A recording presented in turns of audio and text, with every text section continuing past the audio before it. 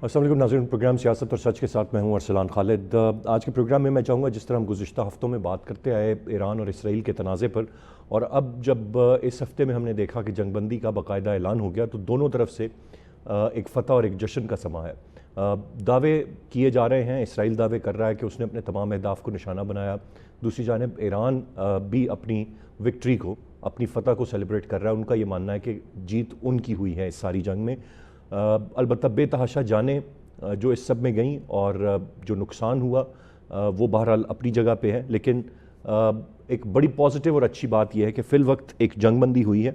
अब ये कितनी अरसे तक कायम रहती है या नहीं, इस पर तो कुछ नहीं कहा जा सकता, लेकिन एक चीज़ जो कि जिसमें मुसलसल आम लोगों की जानें जा रही थी, वो एक सिलसिला ख़त्म हुआ, एक जंगबंदी हुई। और अगर तमाम फ़रीक़ैन, तमाम स्टेक होल्डर इस सारे मामले में अपनी अपनी जगह पर मुतमईन है, तो ये एक और भी अच्छी बात है। लेकिन आया ये अमन इसी तरह बरकरार रहेगा या नहीं, ये एक बड़ा और अहम सवाल है।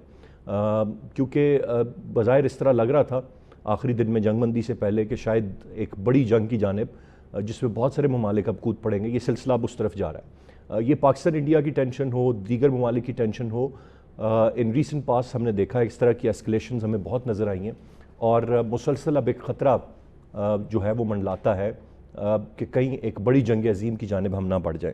मैं चाहूँगा आज के प्रोग्राम में ये जो कुछ हुआ उस पर हम तफसील से बात करें, उस पर पाकिस्तान का किरदार क्या रहा, जो सपोर्ट, मॉरल सपोर्ट जिस तरह से पाकिस्तान ने दी, या सिफाती सतह पर पाकिस्तान आवाज़ बुलंद करता रहा ईरान के लिए, या पाकिस्तान के अवाम के दिल ईरान के साथ धड़क रहे थे, क्योंकि इसराइल यकीनन हम सबका मुश्तरका दुश्मन है। तो ये तमाम तर चीज़ें इस सब में एक हाईलाइट और एक पॉजिटिव थीं। लेकिन आने वाला वक्त अब कैसा होगा और मामलात किस सिमत में जाएंगे, मैं चाहूँगा तफसील से आज के प्रोग्राम में हम इस सारे मामले पर बात करें, जो ये एक कई दिन तक जारी रहने वाली ये जंग थी और अब इसके बाद के होने वाले मामलात। गेस्ट पार्टिसिपेंट्स का तारुफ कराता चलूँ। प्रोग्राम में हमें ज्वाइन कर रहे हैं ज़रार खोड़ो साहब, सीनियर तज्ज़ियाकार हैं। बहुत शुक्रिया सर आपके वक्त का। आगा इकरार हारून साहब हमारे साथ प्रोग्राम में मौजूद हैं, सीनियर सहाफ़ी और तज्ज़ियाकार हैं। मुबशर बुखारी साहब, सीनियर सहाफ़ी और तज्ज़ियाकार, हमें प्रोग्राम में ज्वाइन कर रहे हैं। ज़रार खोड़ो साहब, गुफ्तगू का आगाज़ आपसे करते हुए कैसे देखते हैं आप इस सारे के सारे मामले को, एक जो इतने दिन तक जारी रहने वाली एक जंग थी, और फिर जिस तरह इसका फॉल आउट हुआ और जो इसका इख्तिताम हुआ, जो जंगबंदी हुई, बहुत सारे लोगों के बहुत सारे सवालात हैं इस पर कि ये क्या था, ये किस तरह से हो रहा था, और फिर इस तरह की जंगबंदी और फिर सब तरफ से, तमाम स्टेक होल्डर्स की तरफ से जश्न मनाना और फतह के दावे करना, कैसे देखते हैं आप इस पूरी सूरत हाल को? जी, मेरा ख्याल है ये जंग बंदी नहीं है, ये एक पॉज है। जब तक इसराइल कायम है, जब तक इसराइल में को इस खित्ते में अमेरिका की पूरी सपोर्ट हासिल है, तो जंग तो चलती ही रहेगी। और इसका ये मतलब नहीं है कि कोई इसराइल को तबाह करना चाह रहा है। मेरे कहने का मतलब है कि इसराइल जिस तरह की रियासत है, उसको और मजीद रकबे की जरूरत है। तो आप देख सकते हैं कि लेबनान में जो इसराइल ने किया, गजा में जो कर रहा है, वो तो हम सबके सामने है। शाम में जो किया है, तो आप देख सकते हैं Israel is an expansionist force. और मेरा ख्याल है कि इस जंग में अगर हम देखें कि इसराइल के जो डिक्लेयर्ड मकासद क्या थे, वो थे कि जी हमने इसराइल के ईरान के जौहरी प्रोग्राम को मुकम्मल तौर पर तबाह करना है।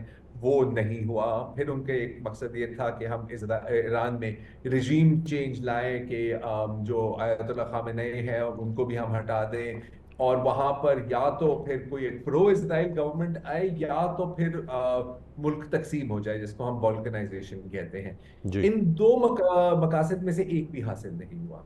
दूसरी जानिब इस ईरान के लिए इतना ही काफी था कि वो सर्वाइव कर जाए, फ्रैंकली स्पीकिंग। आई मीन, अगर हम देखें तो ये बराबरों का मुकाबला तो नहीं है ना जी। ईरान पिछले 40 सालों से सैंक्शंस की जद में है। दूसरी जानिब ईरान के पास कोई इत्तेहादी भी नहीं है। हिजबुल्लाह का जो हाल हुआ है वो आपने देखा है, बशार अल असद की हुकूमत भी गिर गई, and so on and so fourth. जो इराक में जो चंद मिलिशियात हैं जो उनके इत्तेहादी हैं, वो ज्यादा से ज्यादा क्या कर लेंगे, एक दो रॉकेट्स फायर कर लेंगे, जिससे शायद एक अमेरिकन फौजी को मामूली सी चोट पहुंचे। This is not a strategic threat. Iran के लिए मेरा ख्याल है कि सिर्फ बच जाना उनकी एक जीत है। दूसरी राइट। जानिब उनके खिलाफ ना सिर्फ इसराइल है, बल्कि अमेरिका भी है, यूके भी है, जर्मनी भी है, जो रोजाना अपनी मिलिट्री फ्लाइट्स उनकी पहुंचती हैं इसराइल में, असलहा उनको प्रोवाइड करते हैं, वेपनरी उनको प्रोवाइड करते हैं। और फिर हम ये भी ना भूलें कि आयरन डोम के बारे में तो हम बहुत सुनते हैं, لیکن اسرائیل کے دفاع کرنے کے لیے ایک پوری عرب ڈوم بھی ہے، کیونکہ اردن، متحدہ عرب امارات، اس طرح کے جو جتنے بھی ممالک ہیں وہ یا تو اسرائیل کے دباؤ میں ہیں یا تو باقاعدہ اسرائیل کے اتحادی ہیں. ایسے تو ہی ایران جی. ہیز نو فرینڈس، اور اس پوزیشن میں میرا خیال ہے کہ اگر کچھ حد تک وہ اپنے جوہری پروگرام کو محفوظ کر سکے یا بچ گئے تو ان کے لیے یہ بھی بہت بڑی بات ہے. یقیناً جیسے آپ نے کہا ہے یہ درست ہے کہ جشن منایا جا رہا ہے، لیکن میری نظر میں جشن جو واقعی منایا جا رہا ہے وہ ایران میں منایا جا رہا ہے. میں جو اسرائیل سے جو بیانات دیکھ رہا ہوں، چاہے وہ عوام کے ہوں یا وہ جو کچھ چند ان کے پھر بھی نیوٹرل اینالسٹ ہیں ان کے بھی میں بیانات دیکھ رہا ہوں، تو اس کو فتح کی طرح نہیں دیکھا جا رہا. اسرائیلی عوام کو ہمیشہ یہ بتایا جا رہا ہے کہ جی ہم سب سے طاقتور بھی ہیں اور ہم خطرے میں بھی ہیں، یہ دونوں چیزیں ساتھ ساتھ چل رہی ہوتی ہیں. ٹرو. اور ہم ایران کے ساتھ یہ کر دیں گے وہ کر دیں گے، اب ہمیں کوئی نہیں روک سکتا. تو ظاہر ہے کہ اس میں ہم نے یہ بھی دیکھا ہے کہ اسرائیل کی جو طاقت ہے اس کی بھی کئی بڑی سیریس لمیٹیشنز ہیں. ایک تو ان کا میزائل ڈیفنس آپ نے دیکھا ہے کہ کامیاب نہیں ثابت ہوا. زیادہ تر جو انٹرسیپشنز ہوئی ہیں وہ اردن کے ایئر اسپیس کے اوپر ہوئی ہیں. اسرائیل کے انٹرسیپٹرز نے اتنا کام نہیں کیا. دوسری جانب ایران کی بھی بڑی کمزوریاں ہمارے منظر عام پر آئی ہیں. نمبر 1 کہ ان کے پاس نہ ایئر فورس ہے نہ ایئر ڈیفنس ہے. چلیں وہ ایک الگ بات ہے، شاید ان کے پاس اتنی ریسورسز نہیں تھی. لیکن جو سب سے بڑا خطرہ ایران کو ہے میری نظر میں وہ ہے کہ کس حد تک موساد نے وہاں انفلٹریشن کی ہے. آپ کو یہ بات جان کے شاید حیرت ہو کہ فردو نیوکلیئر فیسلٹی جو ہے اس کے بارے میں مغرب کو پتہ کیسے لگا کہ جو بندہ اس کا انچارج تھا، یا اگر انچارج نہیں تھا جو ٹاپ لیڈرشپ میں تھا فردو میں، وہ بعد میں پتہ لگا کہ MI6 کا ایجنٹ ہے. ہم نے دیکھا ہے کہ اسماعیل ہانیہ کو کس طرح قتل کیا، ہم نے دیکھا ہے کہ جنرل باقری کو قتل کیا گیا جنگ کے ابتدائی دنوں میں. This points to a deep and drastic infiltration by Mossad in Iran. تو ایران کو سب سے پہلے تو اپنے گھر میں تھوڑی سی جھاڑو دینے کی ضرورت ہے میری نظر میں. کھڑو صاحب، یہ تو سلسلہ ڈیورنگ دا وار ہی شروع ہو گیا تھا جب انہوں نے لوگ گرفتار کرنا شروع کیے، اور پھر اس کے علاوہ نہ صرف گرفتار کیا بلکہ ڈیورنگ دا وار ڈیز ہی انہوں نے پھانسیاں بھی کچھ لوگوں کو دے دی ہیں. تو یہ تو ایک بہت بڑا پرابلم ان کے لیے ڈیفینیٹلی رہا ہے، اور آئی تھنک یہی ایک فیلئر تھا، اور بہت ساری ان ایکسپیکٹڈ چیزیں ہوئیں.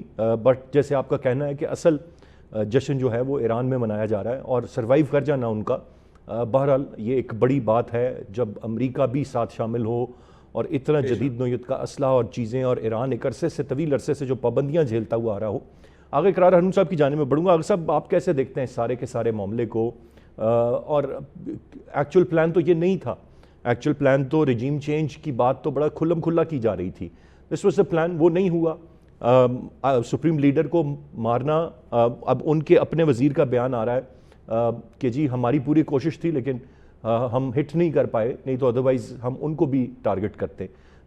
تو کامیابیاں اس طرح سے تو نہیں سمیٹیں. اور پھر اگر امریکہ نے جو اپنے طیارے بھیج کر جو نیوکلیئر تنصیبات کو مکمل طور پر تباہ کرنے کا دعویٰ کیا، اس پہ بھی سپریم لیڈر نے قوم سے خطاب کرتے ہوئے کہا کہ ایسا کچھ نہیں ہے، مکمل طور پر کچھ ہمارا تباہ نہیں ہوا، بڑی حد تک ہم نے سب کچھ بچا لیا ہے. So how do you see it سر؟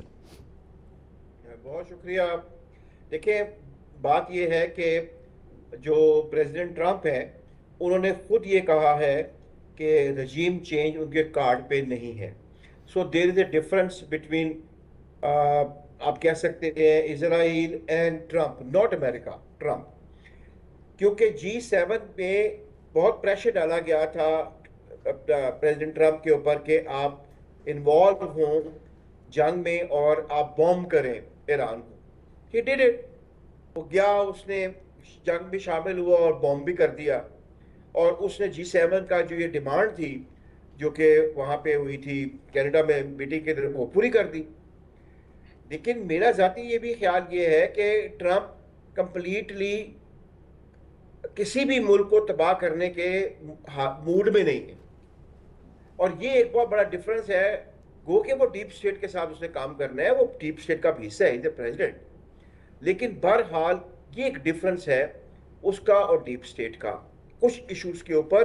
ان میں سے ایک یہ رجیم چینج ہے، کیونکہ ٹرمپ کی یہ ہمیشہ سے یہ ویو پوائنٹ رہا ہے کہ رجیم چینج کا نقصان سب سے زیادہ جو ہے وہ امریکن الائنس کو ہی ہوا ہے، چاہے آپ لیبیا میں دیکھ لیں چاہے آپ عراق میں دیکھ لیں. दूसरी तरफ अगर मैं देखता हूं तो इस जंग ने एक दफा फिर साबित कर दिया है कि दुनिया मल्टीपोलर नहीं है, ये यूनिपोलर है, और इसमें सुपर पावर सिर्फ और सिर्फ अमेरिका है। वो जहां चाहे जंग रुकवा सकता है और जिस पे चाहे अटैक कर सकता है, और ये हमारी रियलिटी हमें माननी पड़ेगी। और ये रियलिटी फिर हमने देखी है कल जो नेटो का जो समिट था उसमें कि ट्रंप को यानी कि he was received as a king. तो ये इस आप जितना मर्जी कहे कि हमारे टेक अवेज क्या हैं इस सारे अपना जंग के, या इवन पाकिस्तान और इंडिया के जंग के, मेरा टेक अवे ये है कि the world is unipolar and it has been testified again and again, and this time by Mr Trump. और बाकी दुनिया को कोई किसी गलतफहमी में मुब्तला नहीं होना चाहिए।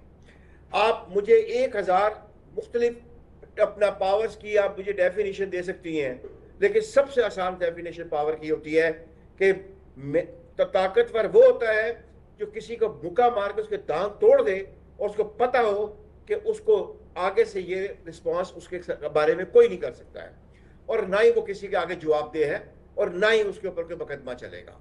तो this is what the reality is. बाकी हम लाख आर्टिकल्स लिख लें, मल्टीपोलर, मल्टीनोडल, ब्ला ब्ला ब्ला, जी चाइना है, ये रशिया है, ये ब्ला है, कुछ नहीं है। America is the unipolar powerful, the superpower of the world. This is the takeaway from these two wars which happened in just 2 months. तो आगे साहब ये तो बात क्या हमें इन दोनों वॉर से पहले नहीं पता थी? नहीं, दुनिया लिख रही थी मल्टीपोलर हो गया है। बड़े बड़े बड़े पाटे खान मार्केट में आए हुए थे कि मल्टीनोडल हो गया है, मल्टीपोलर हो गया है, चाइना जिंदाबाद और रशिया छा गया है, ये हो गया है, वो हो गया है, ब्रिक्स बन गई है। कुछ नहीं बना।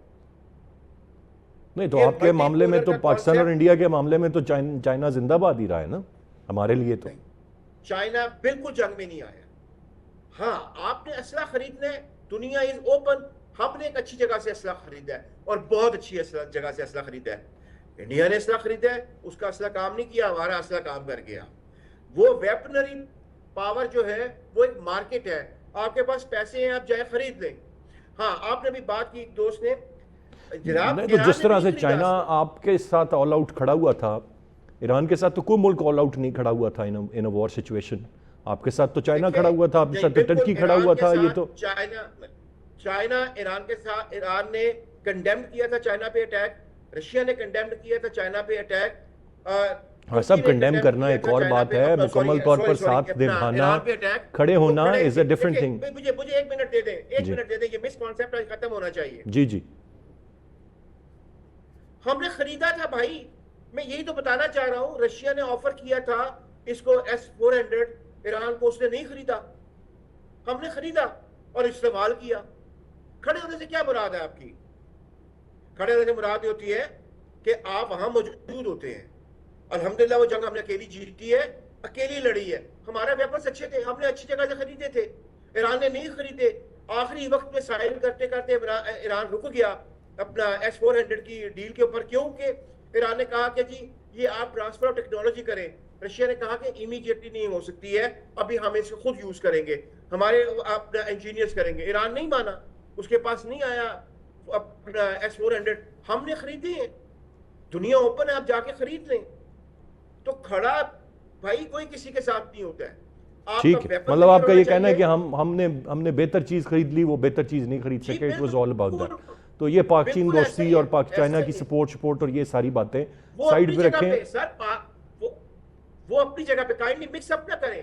पाक चीन दोस्ती टेस्टिफाइड है, स्ट्रांग है, उसका कोई मुकाबला नहीं है। ये आगे सब कहीं बदलते हुए हालात के मद्देनजर तो नहीं आप ये अमेरिका की तरफ वाली बात कर रहे हैं? नहीं, आप अजीब बात देखें। जंग में शामिल होना शमूलियत होती है, जिस तरह बॉम्ब की अमेरिका ने आके ईरान को, ये होती है शमूलियत। ठीक, क्या पाकिस्तान के साथ चाइना शामिल था जंग में? नहीं, इस तरह तो शामिल नहीं था ना, जाहिर है। नहीं था। यही मतलब हमारी बदकिस्मती ये है कि जंग हमने जीती है, हमारे लड़कों ने जीती है, और हमारा मीडिया पता नहीं किन बेसिस के ऊपर कहता है कि ये जंग चाइना ने जीती है। जी, गुफ्तगू सिलसिला जारी है, ब्रेक की जाने बढ़ेंगे। ब्रेक से वापस आकर मजीद बात करते हैं, साथ रहिए। Welcome back. Bashir sahab, your take on the matter, आप कैसे देखते हैं इस सारी की सारी सूरत हाल को?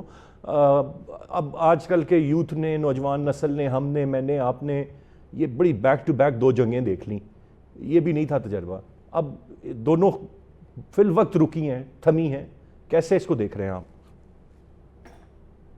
जी देखिए, एक तो ये जो 2 वॉर्स हुई, पाक इंडिया वॉर और इजराइल ईरान, और इसने एक जो डायनामिक्स और परसेप्शन है ना वॉर्स का, वो तब्दील कर दिया। वो इस तरह के अब वो एक कॉन्सेप्ट दुनिया में अब ये है कि अब वॉर्स जितनी भी होंगी वो घंटों पे मुहित होगी, वो हफ्तों की बातें नहीं होगी, महीनों की बातें नहीं होगी। अब जो है ना वो शॉर्ट टर्म वॉर्स ही होगी, जो भी होगी। एक बात।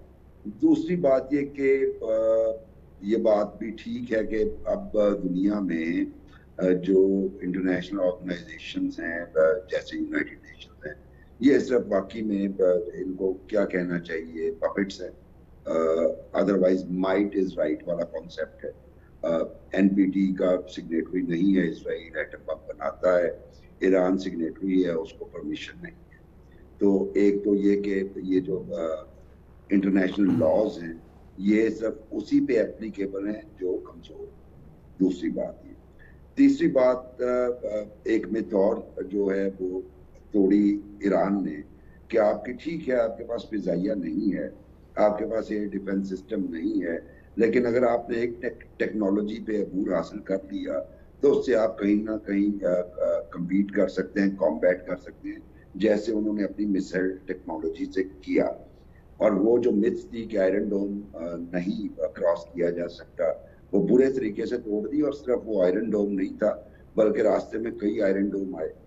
चौथी बात जो है वो जो आपकी गुफ्तगू आगा साहब से जारी थी, उसमें एक चीज तो आप देखें ना कि अमेरिका ने अपने भेजे जेट्स B-2 तबाह करने के लिए, अपना बैरी बेड़ा जो है उसको मूव किया। उसके साथ साथ यूके ने अपना जो वॉरशिप है उसको मूव किया। लेकिन साथ साथ आपके दोस्त ममालिक से, यानी उर्दन की फिजाइया जो है वो भी ईरानियन मिसाइल्स को इंटरसेप्ट कर रही है। आपके इराक के अंदर से इंडियन सिस्टम जो है, अमेरिकन सिस्टम जो है वो इंटरसेप्ट कर रहे हैं। आपके दूसरे ममालिक से भी यानी इंटरसेप्शन हो रहा है। उसके बावजूद मिसाइल पहुंचे तो वो मिथ भी टूट गई। अब उसके बरक्स अगर आप देखें तो इस तरह की कोई भी एक्टिविटी ईरान के दोस्त ममालिक की तरफ से कम से कम क्लियरली नहीं हुई। यस, असलहा सप्लाई किया होगा, किया है, बल्कि चाइना ने किया वो, लेकिन वो जो विजिबल होके साइड लेने वाली बात है वो नहीं हुई। उसके बावजूद ईरान ने अपने आप को बड़े अच्छे तरीके से डिफेंड किया, और ना सिर्फ डिफेंड किया बल्कि ये भी हौसला कर लिया। अगरचे कंस्पिरेसी थियरीज बेतहाशा आ गई कि जनाब वो जो कतर में अटैक किया उसके पीछे मोटिव ये था, पहले बता दिया। लेकिन ये बड़े हौसले की बात होती है। सिंपल सा जवाब ये है कि अभी ये जो लोग इस तरह की कंस्पिरेसी थियरीज को प्रमोट कर रहे हैं, सपोर्ट कर रहे हैं, उनसे सिंपली ये कि आप सब गजा पे इजरायली एग्रेशन जो है वो कंडेम करते हैं।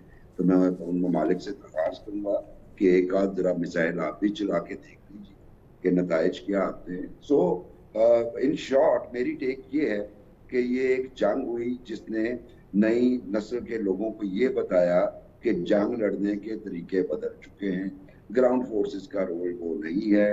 टेक्नोलॉजी तो मैटर करती है, लेकिन किस लेवल की टेक्नोलॉजी आपके पास है। यस, अगर ईरान के पास बेटर एयरफोर्स होती, बेटर डिफेंस सिस्टम होता, तो शायद ये वॉर वो बड़े शानदार तरीके से लड़ सकते थे, ज्यादा बेहतर तरीके से लड़ सकते थे। लेकिन तमाम तर लिमिटेशंस के बावजूद ईरान का पलड़ा बेहतर रहा, भारी रहा, जिसकी तायीद जो है वो प्रेसिडेंट ट्रंप भी कर रहे हैं। और तीसरी सबसे अहम बात कि बहुत दानिशमंदाना कदम उठाया जिसने भी मुखालफत की कि रिजीम चेंज के लिए सैयद अली खामेनेई को टारगेट नहीं करना चाहिए, क्योंकि खुदा ना खास्ता अगर इस तरह हो जाता तो शायद पूरी दुनिया में फिर हेड ऑफ स्टेट को या सुप्रीम लीडर को या पैट्रन इन चीफ को या चेयरमैन किसी पॉलिटिकल पार्टी को असैसिनेशन करना लेजिटिमेट हो जाता, ये भी एक नए ट्रेंड को जन्म देता।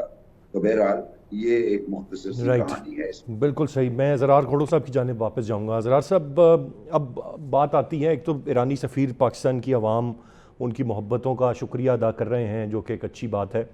बहुत सारे लोगों का ये ख्याल था कि जी पाकिस्तान का किरदार इसमें क्या रहा। आप समझते हैं कि सिफारती सतह पर या मजम्मत करना यही किरदार था जिसको पाकिस्तान ने बखूबी निभाया है, आवाज़ बुलंद की है, या इससे ज़्यादा भी कुछ पाकिस्तान इस सब में कर सकता था? नहीं, मेरा ख्याल है कि ये भी काफ़ी है, और मेरा ख्याल है कि ये बहुत है। देखिए, बहुत कम ममालिक ने खुलकर अमेरिकन स्ट्राइक्स और इजरायली स्ट्राइक्स की मजम्मत की है, पाकिस्तान उनमें शरीक है। दूसरी बात है कि देखें, अब हम बतौर इंडिविजुअल्स, बतौर इंसान हम जज्बाती हो सकते हैं, रियासतों को कभी जज्बाती नहीं होना चाहिए। फॉरेन पॉलिसी जो है ना, वो एक बहुत ही जालिम और कोल्ड हार्टेड किस्म की गेम होती है। और मैं कहने का मकसद ये है कि अगर पाकिस्तान ने अपोज किया है ईरान पर स्ट्राइक्स, इसका ये मतलब नहीं है क्योंकि ईरान हमारा कोई बहुत अच्छा दोस्त है। ये सेल्फ इंटरेस्ट है, ये पाकिस्तान के स्ट्रेटेजिक इंटरेस्ट में है, और मैं बताता हूँ क्यों मेरी नजर में, और हो सकता है कि मैं गलत हूँ। हम नहीं अफोर्ड कर सकते कि हमारी मगरबी सरहद पर एक प्रो जायोनिस्ट पपेट स्टेट कायम हो।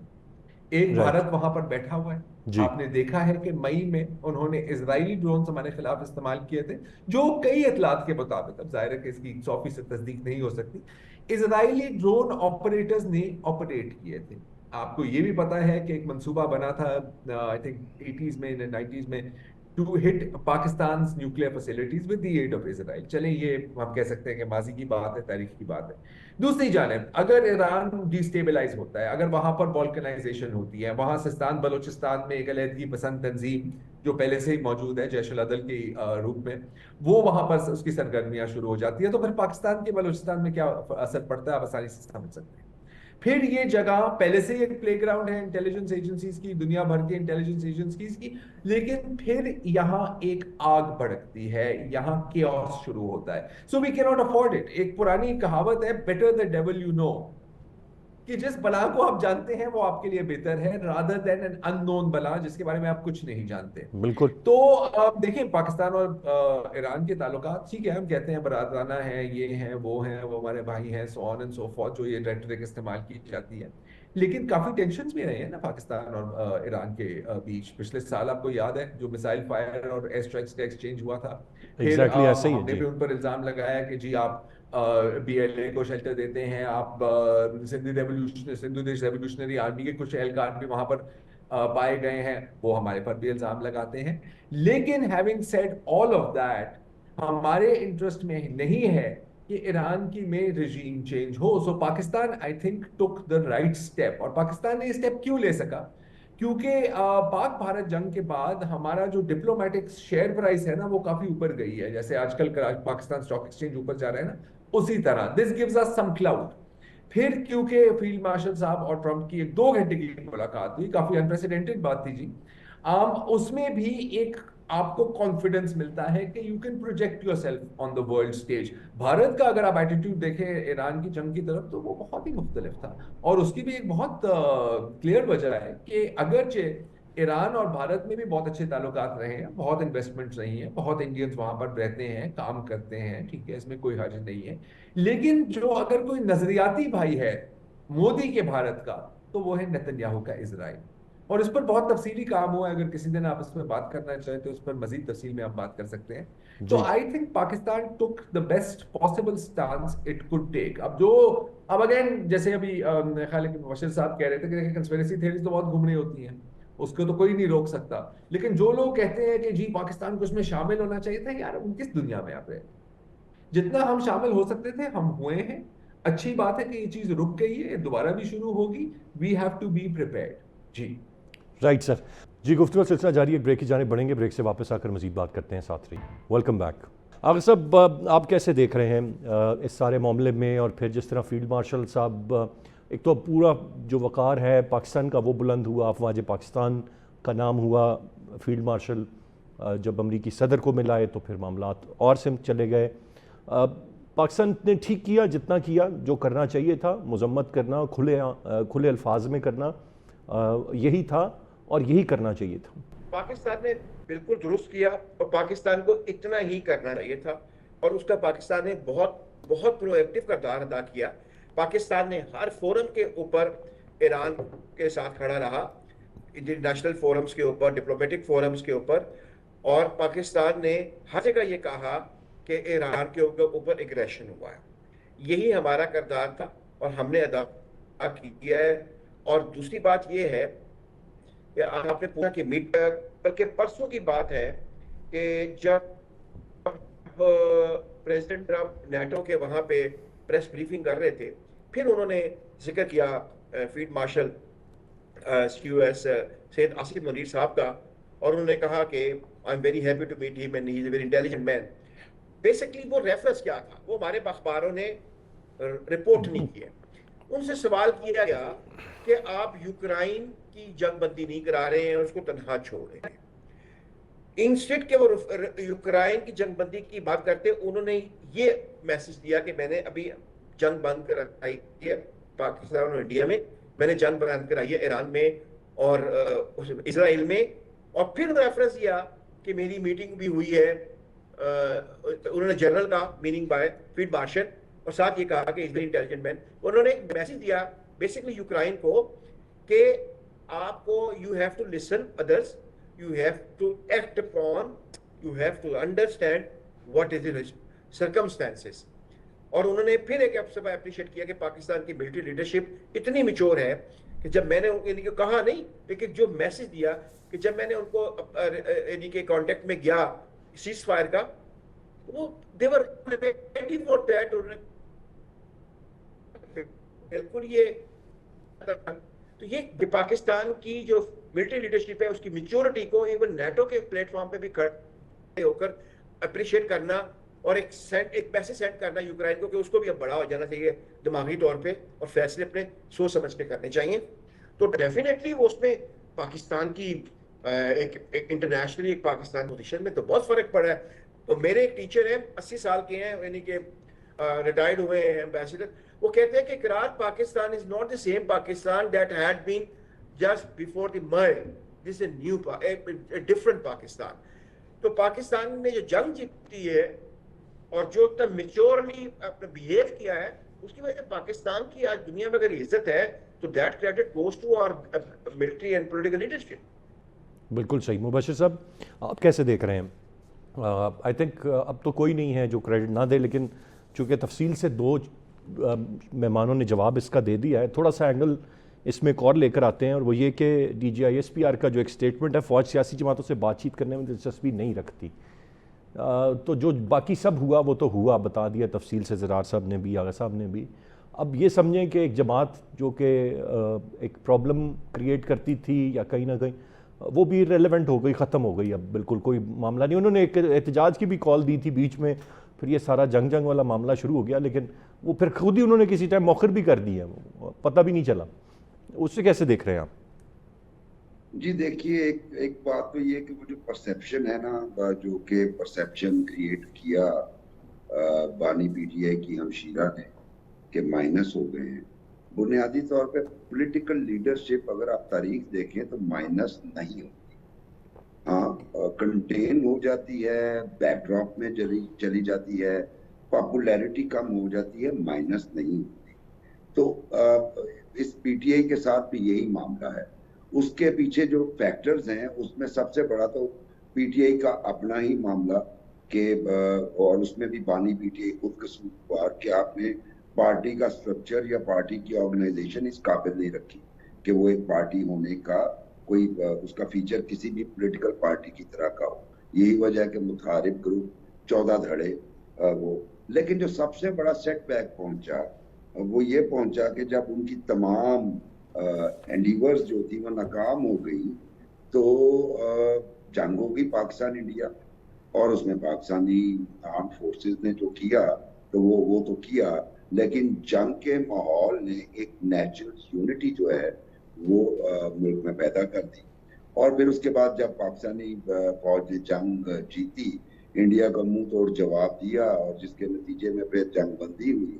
وہ جو پولرائزیشن والا تھا نا، یعنی بڑی ہی وائڈ قسم کی، بڑی اسٹرانگ قسم کی پولرائزیشن تھی، اس میں بھی کمی واقع ہوئی. اور میں بہت سارے دوستوں کو جانتا جو مطلب بہت اینٹی اسٹیبلشمنٹ تھے، اینٹی آرمی تھے.